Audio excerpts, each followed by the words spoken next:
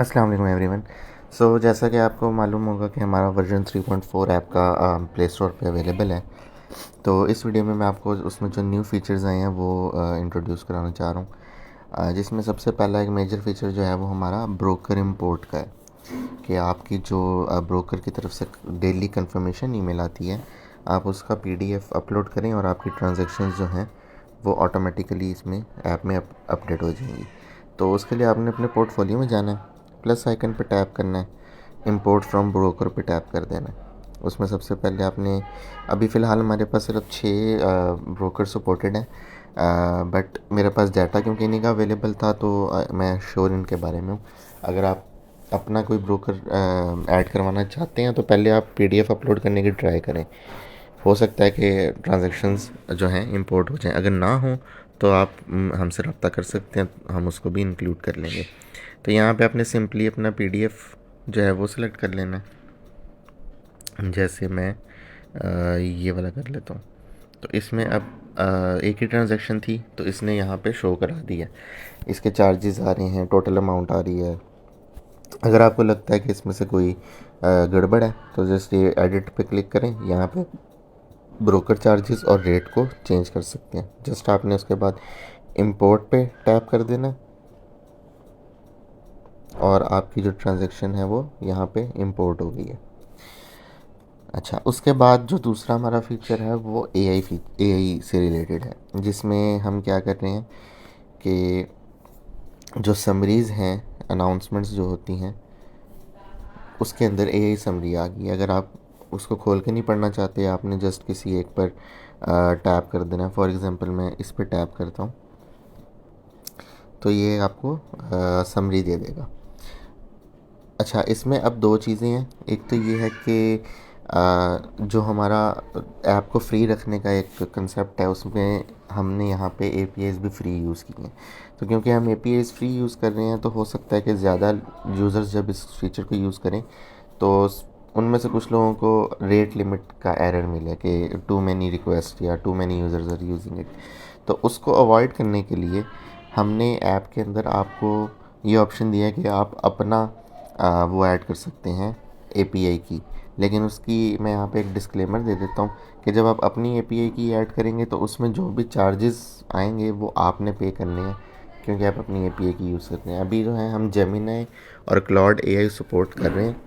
Claude जो है वो कम्प्लीटली पेड है। जेमिनाई जो है आप सिंपली गूगल की वेबसाइट पे जाके ai studio.google.com पे जाके अपनी फ्री एपीआई जनरेट कर सकते हैं और उसको यूज़ कर सकते हैं। वो आपने यूज़ कैसे करनी है, सिंपली आपने सेटिंग्स पे जाना है। सेटिंग्स में आप यहाँ नीचे आ जाएंगे तो एआई की ऑप्शन है, एआई एपीआई की, इसमें आएंगे। अगर आप जेमिनाई यूज़ करना चाहते हैं तो यहाँ पे आपने वो की अपनी पेस्ट कर देनी है। और अगर आप क्लाउड यूज़ करना चाहते हैं तो क्लाउड की एपीआई लेके आपने यहाँ पे पेस्ट कर देनी है और यहाँ पे आप अपना मर्ज़ी का मॉडल भी चूज़ कर सकते हैं कि आप कौन सा मॉडल यूज़ करना चाहते हैं, और जस्ट सेव पे टैप कर देना है। अच्छा, उसके बाद जो है हम एनालिटिक्स में जाएंगे। यहाँ पे हमारे पास एक ज़कात कैलकुलेटर आया। ज़कात कैलकुलेटर क्या करेगा कि जब भी आपकी फ़र्स्ट रमज़ान आने वाली होगी तो ये आपको नेक्स्ट रमज़ान का भी बताएगा कि कब है, और प्रीवियस का आपको यहाँ पे अमाउंट शो करेगा। मेरे पास अभी यहाँ पे क्योंकि डाटा अवेलेबल नहीं है पिछले रमज़ान का तो इसलिए वो शो नहीं कर रहा। बट अगर आपका डाटा एग्जिस्ट करता होगा उस डेट पर, फॉर एग्जांपल अगर 18 फेब 2026 को आपके पोर्टफोलियो में कोई अमाउंट थी तो वो यहाँ पे शो होगी, म्यूचुअल फंड्स की भी और स्टॉक्स की भी, और उसके ऊपर जितनी ज़कात बनती होगी वो भी शो होगी। और अगर आप चाहते हैं कि वो फर्स्ट रमज़ान के हिसाब से ना हो तो आप अपनी कस्टम डेट सेट कर सकते हैं कि मुझे जनवरी 1 के हिसाब से दिखाओ, या अगर आप फेबररी 1 करना चाहते हैं तो उसके हिसाब से दिखाओ। ठीक है। उसके बाद हमने एनालिटिक्स में थोड़ी सी इम्प्रूवमेंट ऐसे की है कि ये जो हम डोनट चार्ट लिए हैं इसके अंदर थोड़ी सी और ट्रांजैक्शन इंपोर्ट कर लेते हैं ताकि आपको बेहतर व्यू मिले।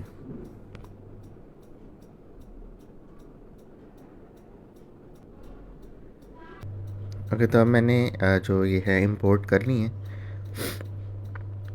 अब मैं एनालिटिक्स पे जाता हूँ।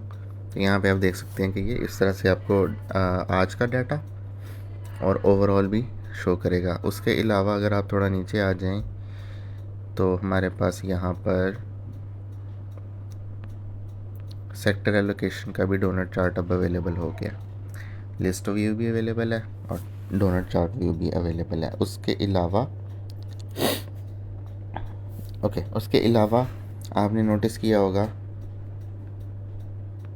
स्टॉक्स के सामने आपको ये मस्जिद का आइकन नज़र आ रहा है। तो शरिया कंप्लाइंट जितने भी स्टॉक्स हैं उनके सामने आपको अब मस्जिद का आइकन नज़र आएगा।